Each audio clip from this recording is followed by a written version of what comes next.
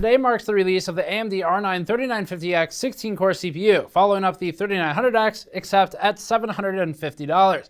This establishes the 3950X as functionally an HEDT or high-end desktop CPU, except on a mainstream socket.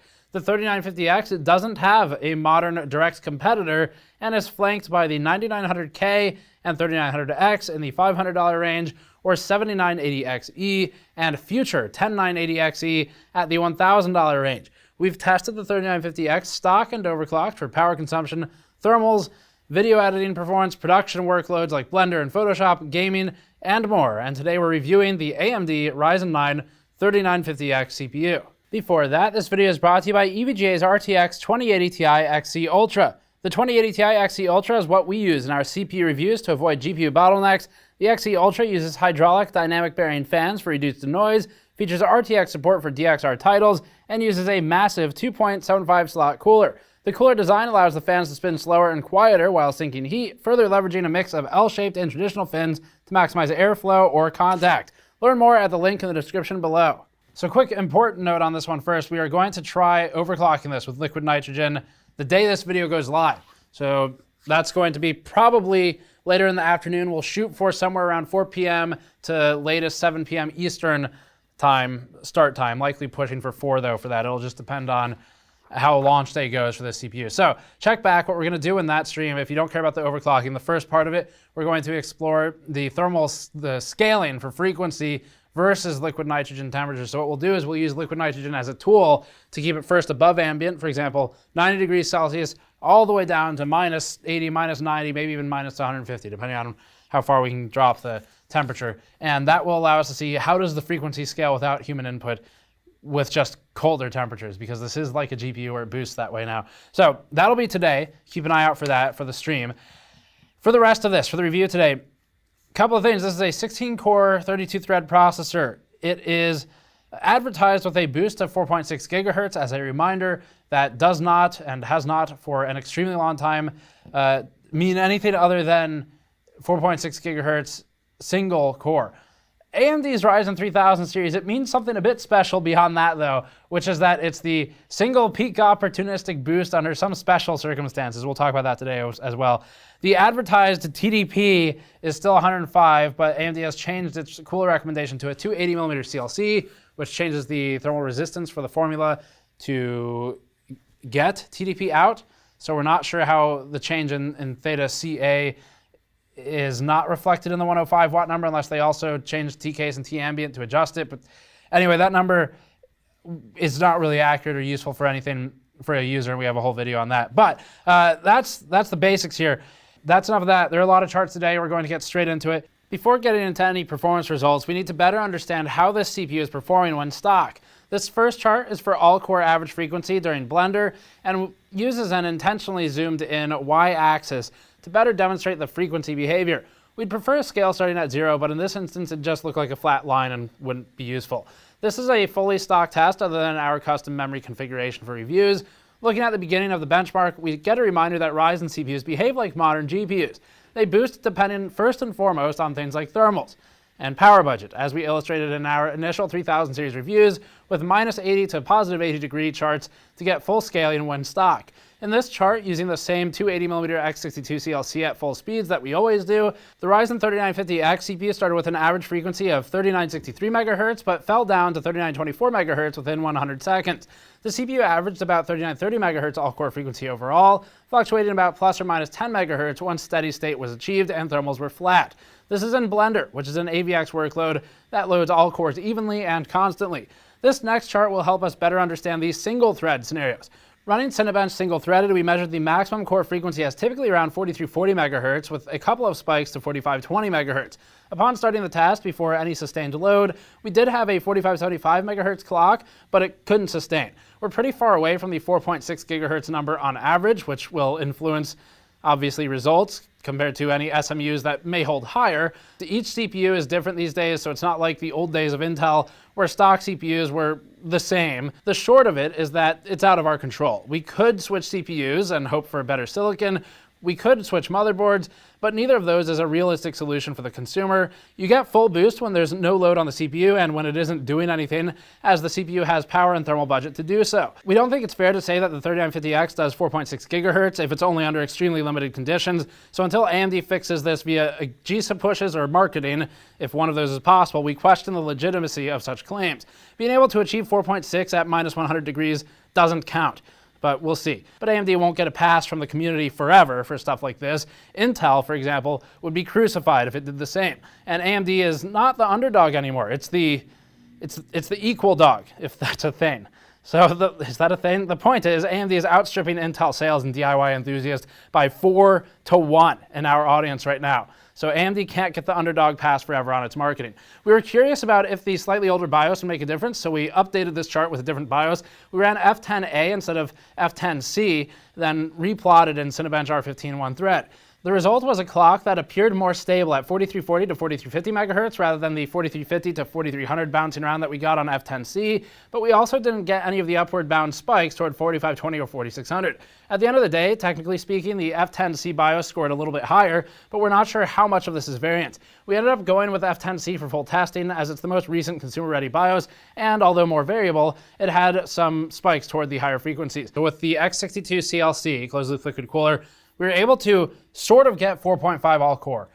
It held for a little bit in Blender, which is our current stability benchmark. It's one of the more intensive workloads. So 4.5 all-core on this thing sort of held, but we did eventually lose it, and we'll have to push higher with a better cooling solution. LN2 will stand in for now, but we think with this chip, if you ran it under a big custom loop or with perhaps maybe just a 360 with faster fans, for example, you should on our chip be able to do 4.5.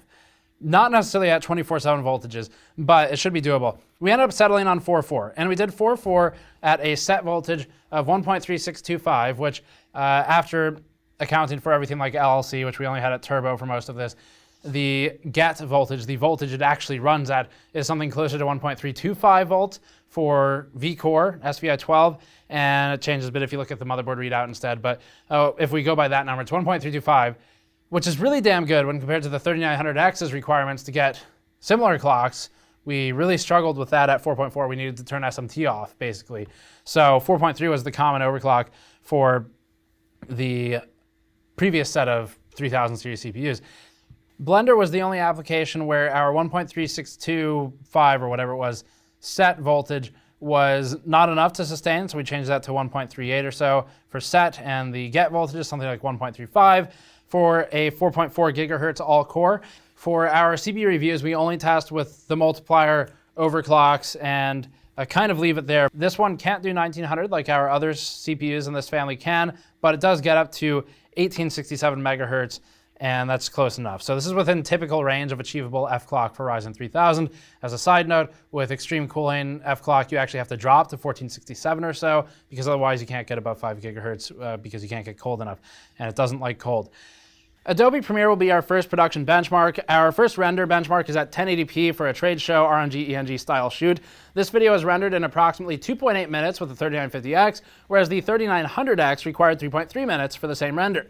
Despite boosting deltas, the 3950X still manages to reduce the render time requirement by a massive 15%. It might not sound like a lot in the scale of 30 seconds here, but most videos will take a lot longer than this to render, and that'll calculate out against longer projects too. The 7980XE, which is now about a $980 18-core part that'll soon be replaced by the 10980XE, managed to complete this render in 2.9 minutes.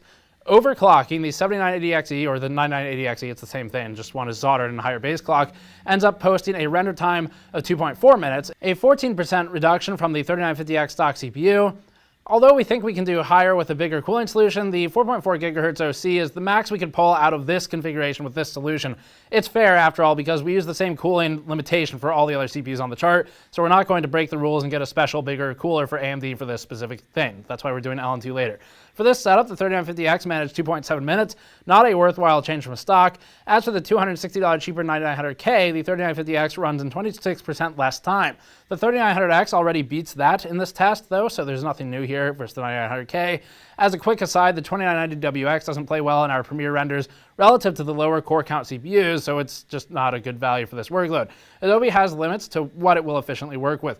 With a 4K B-roll sequence for the next chart, Adobe Media Encoder completes the render in 8.2 minutes stock for the 3950X, 9 minutes for the 3900X stock CPU, and 7.7 minutes for the stock 7980XE CPU, and 11.9 minutes for the stock 9900K. Intel doesn't have an exact one-to-one in price with the 3950X right now, but it does have 2 CPUs on either flank. The 9900K is beaten by the 3950X and the 3900X, pushing us toward, on average, an AMD recommendation for this specific task. The 7980XE beats the 3950X with the render time reduction, and that'll continue to the 10980XE, but both are expensive. In terms of value, AMD's 3950X undeniably offers a good value and performance sat between 2 Intel CPUs for our Adobe Premiere benchmarking. Adobe Photoshop is up next. We use a set of filters, warps, transforms, translates, and resizes to benchmark Photoshop against image manipulation capabilities for the CPUs. The root metric for this is time required for each task, and then we convert that using the Puget suite into a score. Higher is better. This one is often the counter to the more even thread distribution in applications like Premiere. Premiere wasn't always as well balanced as it has become, although still not great, it's much better, and Photoshop may one day go that direction too. For now though, Photoshop really likes frequency. Our example we always give is to highlight the 5.1 GHz 9900K and 9700K at 5.1 as well, scoring roughly equivalently, which underscores just how little the extra threads matter in this application. It wants frequency first. The 9900K OC, then, remains the chart leader here, and that'd be true of the KS with the same OC. It's the same thing, just more efficient. The 3950X ends up remarkably close to the 9900KS, and actually does finally achieve a technical victory over the 9900K. Of course, the 9900K is cheaper, and users who primarily live in Photoshop could save by opting for the 9900K instead of the 3950X, but achieve better performance with an OC and rough equivalence without. The upside to the 3950X is that it will prove better in Blender, up next, and in Premiere previously. Photoshop only remains an Intel favorite scenario, but the 3950X critically demonstrates that just like Adobe Premiere, this is a stronghold that Intel will fast lose if it doesn't push something to market that's better than a refresh. Intel is losing ground, genuinely this time, and needs to find a way to try and get back in there. The 3950X runs approximately 3.8% faster than the 3900X and 13% faster than the 16-core 7960X when stock. The 3950X is about 2% faster than a 4.6 GHz 7960X, indicating architectural advantages, and overclocking the 3950X doesn't appear worth it here with our thermal solution. Blender is next. This is another real production workload. It's not synthetic. We replaced Cinebench with this years ago, way before Intel was replacing Cinebench, so we're the hipsters of using Blender, and we have finer tuning over benchmarks with Blender to make it last longer to allow us to better show scaling between processors in the upper tiers. We also use Blender internally for our own animations and product designs, like those you can find on store.gamersnexus.net, where we're planting 10 trees with even reforestation projects for every single item that you order through November. Anyway, for the results, our GN logo Blender render required 12 minutes to complete on the 3950X when stock. Remember that this is a tile-based renderer with 1 tile spawned per thread present. That makes Blender scale perfectly with more threads present, not 1-to-1, but very well. The 3950X stock result puts it between the 18-core stock 7980XE and the 16-core overclocked 7960X, which is extremely competitive placement for AMD. The 9900K is obviously no competition in a battle of threads, and the 7980XE, now a much better deal than it was, still isn't cheap enough to be worthwhile in this workload against the 3950X. That changes a bit with an overclock, where the 9980XE, the same thing, at 4.5 completes the render in 16% less time than a stock 3950X, although the power requirement is obviously substantial. The 2990WX still has value here, completing the same render in 25% less time than the 3950X stock, although it's double the cores and threads. It's not half the time requirement, so Blender does not scale linearly as stated. It still likes some frequency. As for the 3900X comparison, if you're wondering whether you should spend an extra $250, the 50X reduces the render time requirements by about 22%. Whether that matters will largely hinge upon if you're doing this type of work for money or for a hobby. If your money-making ability is bottlenecked by your rendering pipeline and requirement, well, it's probably worth the upgrade. The GN Monkey Head render is a different type of workload. For this one, the 3950X stock CPU finishes in 10.2 minutes, which puts it up next to the 7980XE stock CPU, actually requiring 12% less time despite the core deficit, and near the overclocked 7960X 16-core CPU. The overclocked 80XE obviously chart tops here, but the 4.4 GHz 3950X encroaches on Intel's HEDT territory in a serious way. The 2990WX is not on this chart because we need to rerun this particular test for that one, but we'll do that before our Threadripper 3 review in a couple of weeks. Let's do one more production test before games. We'll speed this up a bit. For 7-zip, looking at decompression performance, the 3950X ends up second only to the 2990WX. The stock 3950X runs 186 MIPS, achieving 86% of the performance of the 2990WX. That's not bad for half the cores. The 7960X at 4.6 GHz allows the stock 3950X a lead of 15%, and that's with an OC for the Intel 16 core. The 3950X leads the 3900X by 31%, a notable improvement for those who care about decompression workloads. And for time budget, we'll skip V-Ray this time. The stack is mostly the same as Blender anyway, with the 3950X favored. Gaming benchmarks are up next. We'll start with our most recent addition, despite it having more limited stack of CPUs in the chart. Red Dead Redemption 2 also has some serious timing loop or engine issues for high-frequency, medium thread count processors like the 9700K, which appears to be a game-side issue that Red Dead's team is working on. The lows on the 9700K that you see here can be easily worked around by running higher graphics settings and imposing a bottleneck on the GPU, cutting it down to 130 FPS cap, for example. In this respect, that dismal 0.1% low performance is only applicable to Red Dead 2 at 1080p with something like a 9700K, and it can be kind of fixed. Check our previous research video for that. The 3950X runs at 140 FPS average, with lows paced similarly to the rest of the high-end CPUs at 82 FPS, 1%, and 73 FPS, 0.1%. 3950X can't quite reach the maximum frame rate achievable under a 2080 Ti with these settings, which is about 151 FPS, as illustrated by the 9900K OC and stock results both bouncing off of the GPU limit. This also means that we can't fully see where the 9900K would perform when completely unlimited by the GPU, but this is still a realistic scenario. No one's going to lower resolution to 720p, and we've actually never ever tested at such a low resolution below. We've never tested below 1080p for CPU reviews except for really, really old APUs that were low end. So we cut it off at 1080p for anything that's DIY enthusiast, and that's the way it's been basically forever. So that's our floor. The 9900K then has more theoretical headroom if we were to drop the GPU load with low settings or lower resolution, but it's not useful here. The GPU is the limiter, period, with this game. The 9900K operates about 8% ahead of the 3950X when both are stock. That puts it roughly within error of the 8700K stock CPU and about 3% ahead of the 3900X stock CPU. At 1440p, we impose a GPU bottleneck at the top end even more and restrict the chart down. There's no point retesting the CPUs that weren't already at the top of the chart since they're just going to score the same. The 9700K now has good performance because the GPU has disallowed the 9700K from entering the engine frame rate threshold for bad performance on 8 threads.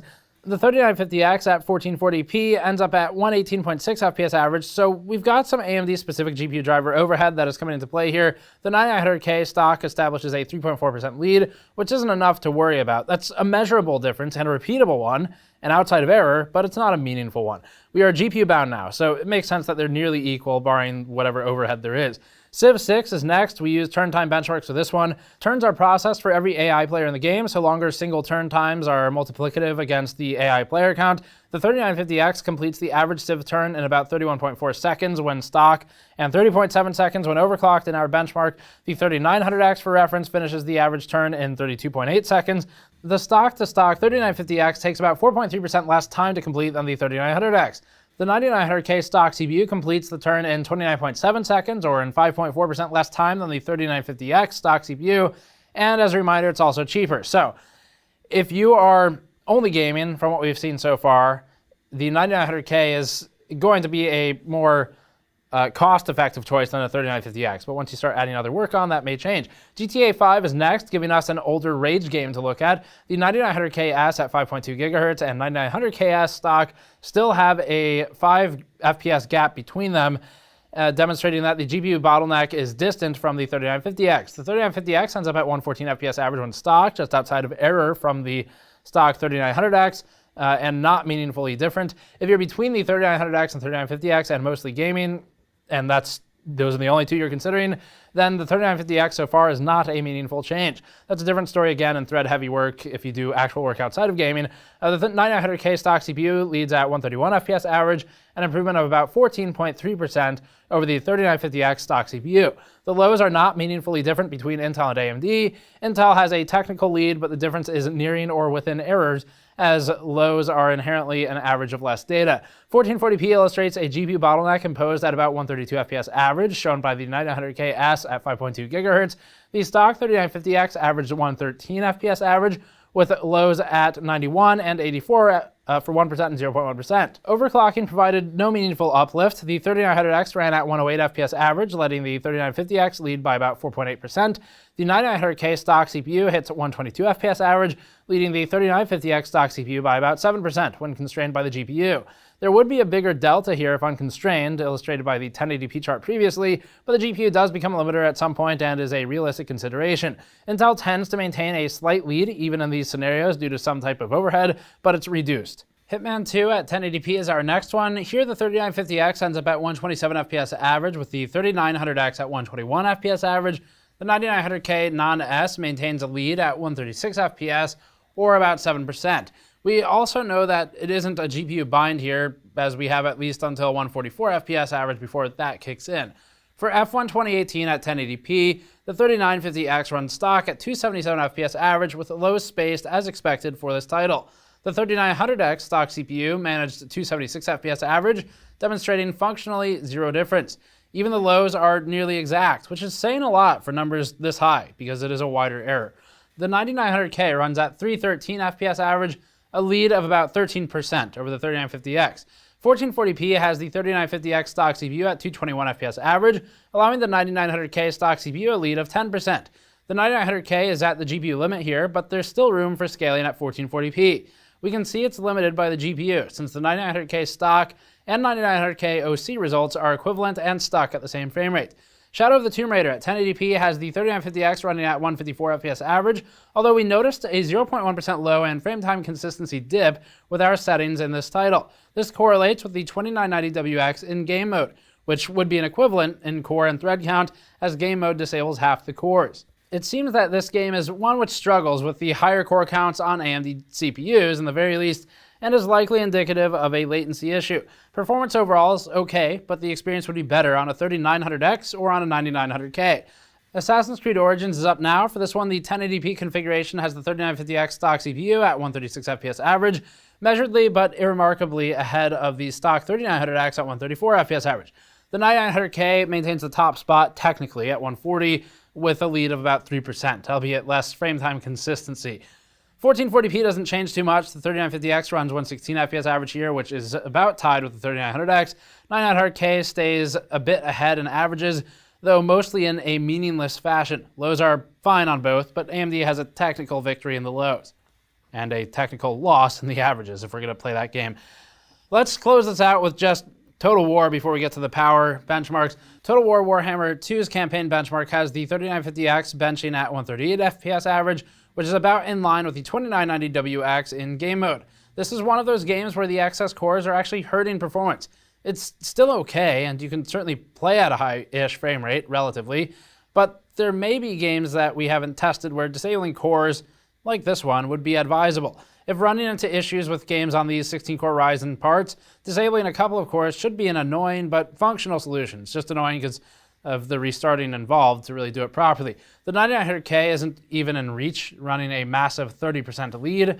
This is some kind of scheduling or resource conflict that we don't see for many games. It's in a few, but overall, the 3600 being ahead here should be an indicator that something's wrong on a software level. And that's not to say that the game can improve it, because this isn't as simple as being quote-unquote poorly optimized if it just simply didn't build it for an architecture like this. Let's move on to power. Some quick power benchmarks are next, and then thermals after that. We measure power consumption at the EPS 12 volt rails, which is more accurate than a measurement at the wall. Both have their place, but EPS 12 volt rail measurements are much closer to the actual power numbers for the CPU only, and only fail to account for things like VRM efficiency losses, which aren't much on our test platforms. With a CPU-only all-core workload, our GN logo render with Blender has the 3950X more power efficient than the 3900X. The 3950X is a better bin than the 3900X, so that's why, at least for our two samples anyway. And it can be run at a lower auto or manual voltage than the 3900X. For this reason, the 3950X ends up requiring lower voltage and therefore consumes less power. The 3950X was 137 watts for the stock test. The 3900X required 147.6 watts for the same test under auto stock conditions. Manually tuning both, we see that the 4.4 GHz 1.35 volt 3950X and its 251 watt power draw rapidly outpaced the lower core count 3900X at 170 watts for a 1.34 volt OC. This is why the VRM quality mattered a lot if you were buying for future proofing, so to speak. Although the 3950X is more efficient when stock, it's every bit as capable of being extremely power hungry. It's all relative though, and better bins will be lower voltage at a given clock, but more cores will draw more power once you start pushing things. The 9900K, for reference, runs at 91 watts when running within the Intel spec with MCE disabled. The 9900K is more power efficient for the frame rate and gaming workloads, but is less capable and less power efficient in applications like Blender. Cinebench R20 is one of our less populated charts for power as the benchmark is newer. The 3950X runs at 136 watts for multi-threaded rendering in Blender, while the 9900K runs at 146 watts. If left to render for longer, like in Blender, the 9900K would drop in power measurements. That's because the 9900K hits PL1 at 28 seconds, and since Cinebench completes within that time period, the power consumption is allowed to run at, on average, 1.25 times TDP, although that can be changed by the motherboard maker.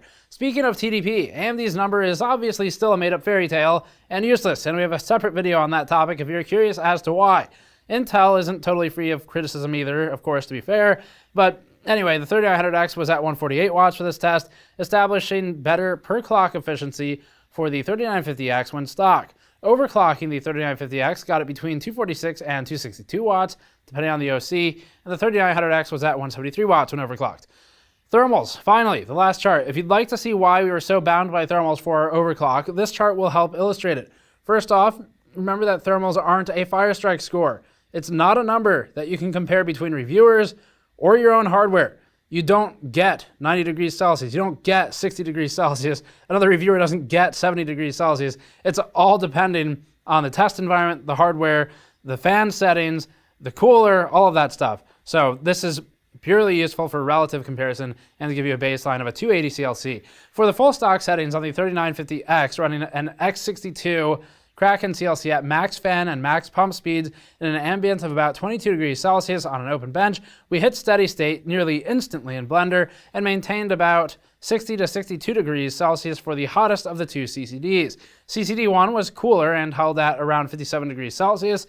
Our 4.4 gigahertz overclock required a lot more voltage to hold in Blender than it did for some other tests, so we ended up finalizing settings at about 1.35 volts to 1.375 volts, depending on what the test was. In this instance, V-Core set of 1.38 or so with a turbo LLC was 1.35 volt SVI 12 or 1.39 if going with the motherboard's readings. Either way, the OC ran at around 95 degrees Celsius for a sustained Blender run at our settings. Definitely not recommended without a bigger cooling solution, but totally achievable if you used a custom loop or a 360 with super loud fans or something. Wrapping up the 3950X, we're actually fairly positive on this one. It's a $750 CPU. Don't buy this for your gaming-only machine. That's not what it's meant for. It's a waste of your money, and that's all there is to it. But if you're doing things like not gaming, work, for example, you do a lot of compression, a lot of decompression, you work with Adobe Premiere, Adobe Photoshop even. The 3950X is breaking a lot of the rules where previously AMD was just not doing well in Adobe applications, and that's changed. It changed with the 3900X, and in Photoshop, it's specifically changing sort of with the 3950X. Intel is still a very strong competitor in Photoshop specifically, and probably the better buy from a strict value standpoint. 9900K gets roughly equivalent performance to a 3950X in our Photoshop testing at a cheaper price point. But the important aspect here to look at with Photoshop specifically is that Intel is not going to have its stronghold in these types of applications forever. Even if Adobe doesn't continue to advance its software, and it has done with Premiere, Intel is losing ground as AMD advances. So this is actually becoming a pretty serious situation, and if Intel doesn't actually do something aside from a refresh sometime soon, it will become a dire situation. But anyway, the 3950X is not the only processor you should be looking at, of course. For less production-focused PCs, something where you're not doing tile-based rendering, not doing Premiere, not doing Photoshop, 9900K is still the best gaming option for the most part. And if you are doing some of those production workloads but don't have that much money, there's no reason to discard the 3900X unless you make money off your computer or you find yourself bound by rendering times in a way that impacts your ability to make money. There are a couple of quirks with gaming, just like with the 1950X, later the 2990WX. These higher core count CPUs have some games that just really hate them and don't know what to do with them. So in Shadow of the Tomb Raider and in Total War, for example, performance was, in Total War anyway, in the campaign benchmark, was below an R5 3600. It was tied with a 2990WX with game mode enabled, which has the same amount of cores and threads. So that's an example of a game where it doesn't work out well. It's still playable, it's still fine, but if you wanted peak performance, you either buy something else or in those specific games, you turn off some of your cores, which is a huge pain, but at least it's doable. And you can do that through Ryzen Master if you're afraid of BIOS, but you still have to restart. In terms of where this CPU is best suited, we really like how it's doing with Premiere. For the price, it's still cheaper than Intel's 18-core. It's losing. The 18-core is actually losing against AMD's 16-core 3950X in some of these benchmarks. And yeah, you can overclock it, but it doesn't really gain enough back to be worth it. And of course, if you care about this type of thing, the power requirement for doing so on the 18-core Intel CPU is substantial. So the 3950X, we think, is a great fit for someone who is probably making money or trying to make money with their computer doing things like Premiere. And again, even Photoshop. If you're only Photoshop, probably don't buy this. But if you use Photoshop in addition to stuff like Premiere, you're a heavy user of both, the 3950X is a great solution. If you are a user of Blender, 3D animation and modeling software that does any kind of tile-based, thread-dependent rendering, the 3950X is at its price point a great CPU choice for your solution. Make sure you get a motherboard that has an appropriate VRM though, because 16 cores is a lot, and not all of these boards, it's a mainstream AM4 socket. You could buy a board that's meant for an R5 3600 and use it with the CPU if you want, but it won't be a good experience. So do some research on that. We have a video on the best motherboards for Ryzen with AM4, and you can figure out what you need for the 3950X from that video. In terms of what's next, well, Intel's got the 10980XE coming out. We'll need to look at that, obviously. It is a bit of a refresh, so we're not sure how much the stack will change with this CPU, but it's going to be $1,000, so it's kind of in the ballpark. But if you're going from $500 to $750, you're probably not stretching to $1,000. So AMD's kind of out alone at the $750 price point. That's going to wrap us for now. This was actually a pretty straightforward test for the CPU. No major issues or headaches like we had with Ryzen 3000, and that's because most of it's been worked out now. And overall, we are positive for the CPU. Just remember there are certain places where it really doesn't make sense, and then a lot of places where it's incredibly good. So links in the description below. As always, go to store.gamersnexus.net to support us directly, like by buying one of our mod mats for your PC building needs or one of our GPU teardown toolkits. And for each item purchased from store.gamersnexus.net during the month of November, we're working with Eden Reforestation Projects to plant 10 trees per item. So you can go there to support that effort, or patreon.com/gamersnexus. Check back for the live stream. Thanks for watching. I'll see you all next time.